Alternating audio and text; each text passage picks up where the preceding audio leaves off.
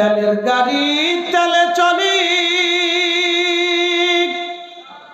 হাওয়ার গাড়ি হাওয়ায় উড়ে, বিনা তেলে চালায় গাড়ি নবী সুলাইমান। আমরা সেই মুসলমান, আমরা সেই মুসলমান।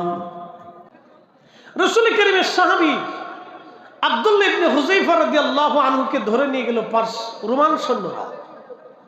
তো রোমান বাদশা জিজ্ঞেস করলো, আপনি কি রাসূলের সাহাবী? বলে হ্যাঁ।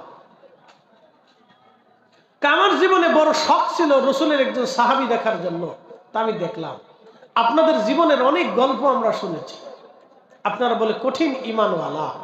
তা আব্দুল্লাহ, আপনি একটা কাজ করেন, এই রোম সাম্রাজ্যের বাদশা আমি, আমার একটা মাত্র কন্যা সন্তান আছে, আমি মেয়েটাকে আপনার সাথে বিয়ে দিয়ে দেব, রোমান সম্রাটের সম্রাট আপনাকে বানিয়ে দেব, আপনি মুসলমান ছেড়ে খ্রিস্টান ধর্ম গ্রহণ করে আপনি আমাদের কাছে চলে আসেন। প্রস্তাব দিল কাকে? সাহাবীকে। সাহাবীরা কারা? যারা জীবন দিয়ে এই দিন এই জমিনে বাস্তবায়ন করে গেছে তারা সাহাবী। কথা বলেন ঠিক না বেটে? যারা জীবন দিয়ে জমিনে দিন বাস্তবায়ন করে গেছে তারা সাহাবী।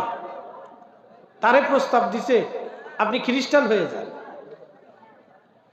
আল্লাহর নবী সাহাবী ডাক দিলেন, রোম বাদশা, আমি রাসূলের সাহাবী, এই জমিনে জিহাদ করতে এসেছিলাম, বাঁচলে গাজী, মরলে আমি শহীদ হয়ে যাব। হে বাদশা, জীবন চলে যাবে কিন্তু তোমার প্রস্তাব আমি মেনে নেব না। আমার জীবন চলে যাবে, তুমি যদি চাও আমাকে হত্যা করতে পারো, কিন্তু তুমি যতই চেষ্টা করো তোমার খ্রিস্টান ধর্ম আমি কখনোই নেব না। তামাম দুনিয়ার বাদশা যদি তুমি আমাকে বানাও, তারপর আমি খ্রিস্টান ধর্ম নেব না, কারণ আমি যে ঈমান গ্রহণ করেছি আমার জীবন চলে যাবে, সেই ঈমান ছাড়ব না। তেলের গাড়ি তেলে চলি, হাওয়ার গাড়ি হাওয়ায় উড়ে, বিনা তেলে চালায় গাড়ি নবী সুলাইমান। আমরা সেই মুসলমান, আমরা সেই মুসলমান। রাম বাদশা ডাক দিয়ে বলে, আব্দুল্লাহ, তাহলে তাকে হত্যা করা হোক। আব্দুল্লাহকে নিয়ে চলে যাও, তেলের কড়ার মধ্যে তেল ঢেলে নিয়ে আগুন দিয়ে তেলের গরম তেলের মধ্যে তাকে ছেড়ে দাও। আব্দুল্লাহ ইবনে হুযায়ফা রাদিয়াল্লাহু আনহুকে নিয়ে যাওয়া হচ্ছে। ঠিক তখন তিনি চোখের পানি ফেলে ফেলে কাঁদতেছিলেন। রোমান সৈন্যরা বাদশাকে বলল, বাদশা, আব্দুল্লাহ চোখের পানি ছেড়ে দিয়ে কান্না শুরু করেছে। তখন রোমান বাদশা বলল, তাহলে মন বলে সে, দিল তার নরম হয়ে গেছে, ভয় পেয়ে গেছে, যেহেতু কেঁদে ফেলেছে সেহেতু চলো তাকে আমার কাছে ডেকে নিয়ে আসো, মন বলে সে খ্রিস্টান হয়ে যাবে। রোমান সম্রাটের কাছে সাহাবী রাসূলকে আবার ধরে নিয়ে আসা হলো। রোম সম্রাট ডাক দিয়ে বলেন, আব্দুল্লাহ, আমি বুঝছি তোমার দিল নরম হয়ে গেছে, তুমি কাঁদতেছ, তোমার চোখের পানি পড়তেছে, তুমি ভয় পাইছো। আব্দুল্লাহ, তোমাকে আবার প্রস্তাব দিয়ে দিলাম, তুমি খ্রিস্টান হয়ে যাও, আমি তোমাকে রোমান সম্রাট বানিয়ে দিব, আমার জামাতা বলে মেনে নিব, আমার মেয়েটাকে তোমার সাথে বিয়ে দিব। আব্দুল্লাহ চিৎকার মেরে বলে উঠল, এই কাফের, তুমি কি মনে করছো আমি মৃত্যুর ভয়ে চোখের পানি ফেলে ফেলে কাঁদতেছি? না, এ রোম সম্রাট, আমি মৃত্যুর ভয়ে কাঁদি না। বলে, তাহলে তুমি কাঁদো কি জন্য? বলে, রোম সম্রাট রে, আমি কাঁদি এই জন্যে, আল্লাহ আমারে কেন একটা জীবন দিল, আমাকে 1000 জীবন আল্লাহ কেন দিল না? আমাকে আল্লাহ কেন একটা জীবন দিল? এই একটা জীবনে একবারই আমি শহীদ হব। যদি আমাকে আল্লাহ 1000 বার জীবন দিত, তাহলে আল্লাহর কালেমার জন্য আমি 1000 বার আমার জীবন কুরবানি করতাম। আবার আল্লাহ জীবন দিত, আবার আমি কুরবানি করতাম, আবার জীবন দিত, আবার আমি শহীদ হতাম। আল্লাহ আবার জীবন দিত, আবার আমি শহীদ হতাম।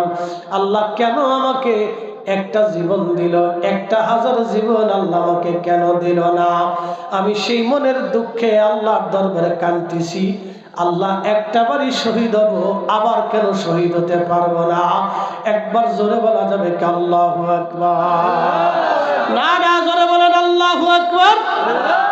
একসাথে আওয়াজ তুলে বলেন আল্লাহু আকবার। এরা মুসলমান, এরা মুসলমান। এদের সম্পর্কে আল্লাহ কোরআনে আয়াত নাজিল করে দিয়ে বললেন, রাদিয়াল্লাহু আনহুম ওয়া রাদু আন যালিকা লিমান খাশিয়া রাব্বা। আমি আল্লাহ তাদের উপরে খুশি, তারা আমি আল্লাহর উপরে খুশি। শুধু এই কারণে আমি আল্লাহ খুশি, তারা আমি আল্লাহকে ভয় করত। কাকে ভয় করত? আল্লাহকে ভয় করত। আমি আল্লাহকে ভয় করতে, এই জন্য আমি আল্লাহ খুশি। এরা পেটের মধ্যে পাথর চাপা দিয়ে রস কাপড় দিয়ে পেট বেঁধে রাখতো, তারপরেও তারা হারাম খাইতো না। একসাথে বলবেন আল্লাহু আকবার। আর আমরা কি খাই?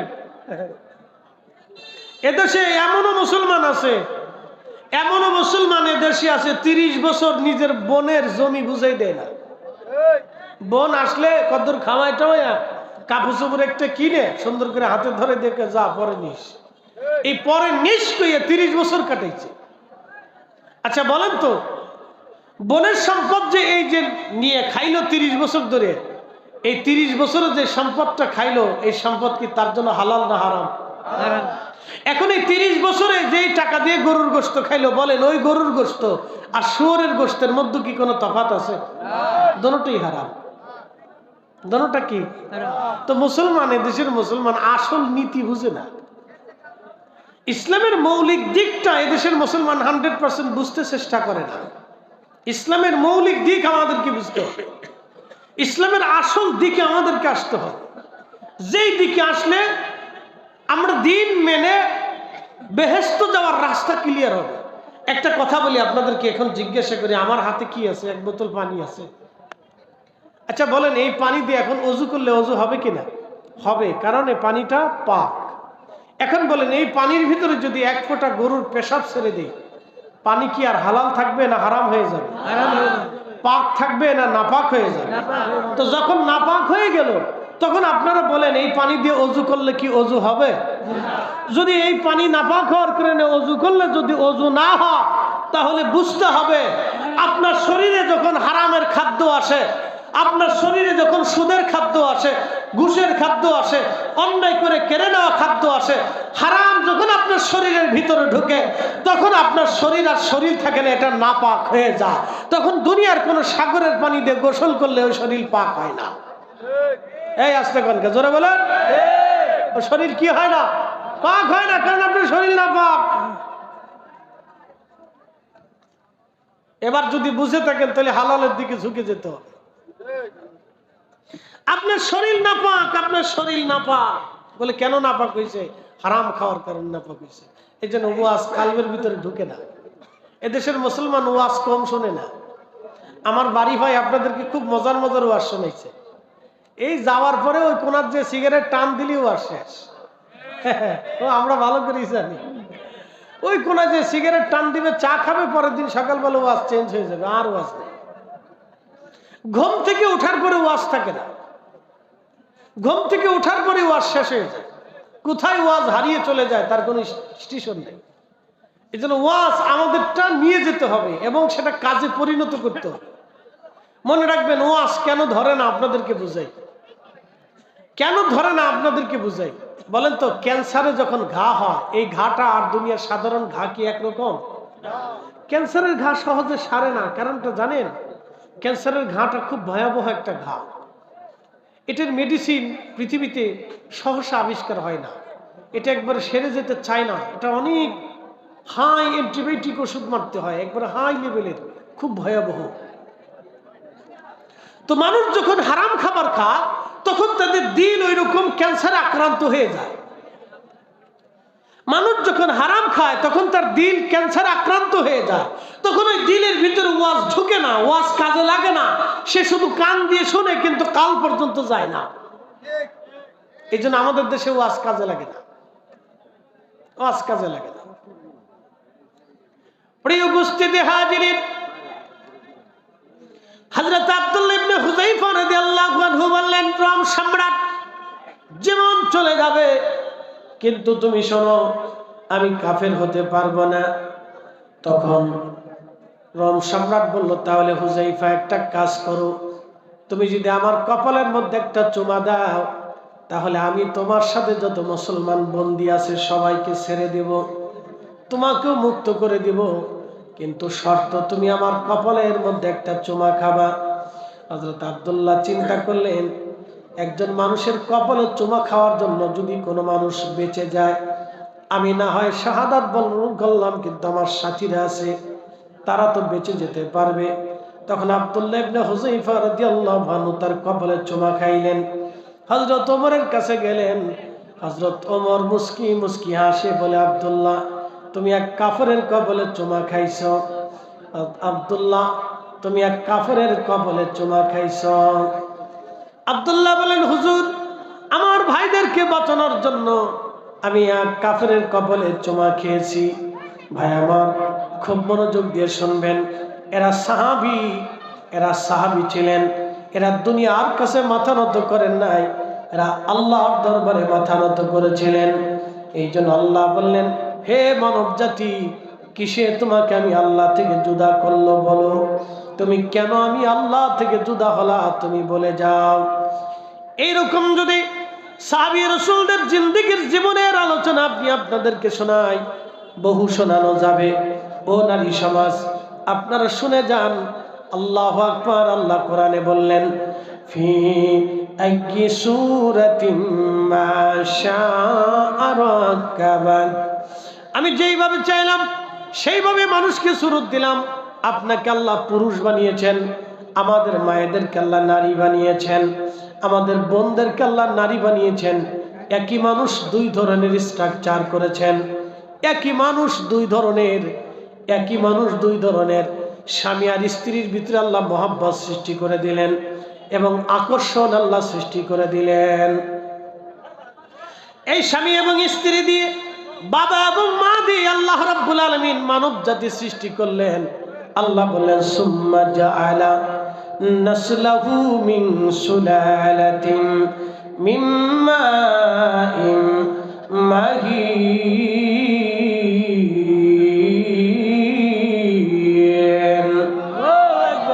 আমি মানুষের বংশ বিস্তার করেছি, মানুষের শরীর থেকে নির্গত নির্যাস পানি, এক পানি থেকে আল্লাহ আমাদের বডি নির্মাণ করলেন।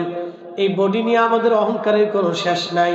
আমি অনেক সুন্দর, আমার স্বাস্থ্য অনেক, আমার শক্তি অনেক, আমার অনেক জমি আছে, আমার সুন্দর বাড়ি আছে, আমার ছেলে অমুক ডিসি, আমার ছেলে অমুক এসপি, আমার ছেলে সেনাবাহিনীর অমুক অফিসার, আমার ছেলে এমপি, আমার ভাই অমুক তমুক, আমার ভাই ম্যাজিস্ট্রেট, আমার অনেক সম্পদের মালিক, আমি অনেক দলের নেতা, আমি তমুক দলের সভাপতি। এইগুলি দিয়ে আমরা অহংকারে জর্জরিত হয়ে গেলাম। কিন্তু বলেন তো, আমাদেরকে আল্লাহ সৃষ্টি করলেন পানি থেকে, তাও কেমন পানি? আল্লাহ নবী নিজের হাত মোবারকের মধ্যে থুতু নিক্ষেপ করে সাহাবীদেরকে বলেন, সাহাবীরা এই থুতু দেখতে যেমন দেখা যায়, আল্লাহ এইরকম পানি দিয়ে মানুষ বানাইছে, এইরকম পানি দিয়ে মানুষ বানাইছে। সাহাবীরা বলো তো, এই মানুষের জীবনের অহংকার কি হতে পারে? এই আমার দিকে তাকান। আল্লাহ নবী হাতের মধ্যে, হাত মোবারকের মধ্যে থুতু নিক্ষেপ করলেন, থুতু ফেলে ইয়া নবী বললেন, সাহাবীরা দেখো তো থুতু দেখতে কেমন দেখা যায়। এই থুতুর মতো পানি দিয়ে আল্লাহ মানব জাতি সৃষ্টি করছে। এ সাহাবীরা বলো, মানুষের কি অহংকার হতে পারে? এ সাহাবীরা বলো, মানুষের কি অহংকার হতে পারে বলো? আচ্ছা বলেন তো, আমাদের কোন অহংকার আছে? আছে কিছু, আমাদের কিছু আছে। অনেক মানুষ বলে তকদির আমাদের হাতে, আমরা ভাগ্য নির্ধারণ করি, আমরা ভাগ্য নিজেদের হাতে, আমরা আমাদের ভাগ্য পরিবর্তন করি। আচ্ছা আপনাদেরকে বলি তো, ওই ভাগ্যওয়ালাকে জিজ্ঞেস করবেন, ভাগ্যওয়ালা তাহলে আমাদের দেশে ভিখারি ভিক্ষা করে কেন? ভাগ্য যদি মানুষের হাতে থাকতো তাহলে পৃথিবীর কোনো ভিখারি ভিক্ষা করতো না, তাহলে সে তার নিজের ভাগ্য নিজে রচনা করত। কথা ঠিক আছে কিনা? ভিখারি ভিক্ষা করতো না তো। ভাগ্য আমাদের হাতে নেই, ভাগ্য রবের হাতে। ভাগ্য যদি আমাদের হাতে থাকতো তাহলে আমরা অসুস্থ হতাম না, কোনো ডাক্তারের প্রয়োজন ছিল না। ভাগ্য যদি আমাদের হাতে থাকতো তাহলে আমরা বৃদ্ধ হতাম না, আমরা জোয়ান থাকতাম। ভাগ্য যদি আমাদের হাতে থাকতো তাহলে আমাদের দেশে কেউ এই ঠেলাগাড়ি, রিক্সা গাড়ি, অটোমোটো চালাইতো না, সবাই তাহলে নিজের মতো করে ধনী হয়ে যেত। ভাগ্য আমাদের হাতে না। একসাথে বলেন, ভাগ্য কার হাতে? একসাথে বলেন, কার হাতে? এ ভাগ্য দুই ধরনের, একটা কাজায়ে মুআল্লাক, ঝুলন্ত ভাগ্য। এটা তাকদীর পরিবর্তন হয় দোয়ার মাধ্যমে। এই তাকদীরটা পরিবর্তন হয় দোয়ার মাধ্যমে, দোয়া ছাড়া এই তাকদীর পরিবর্তন হয় না।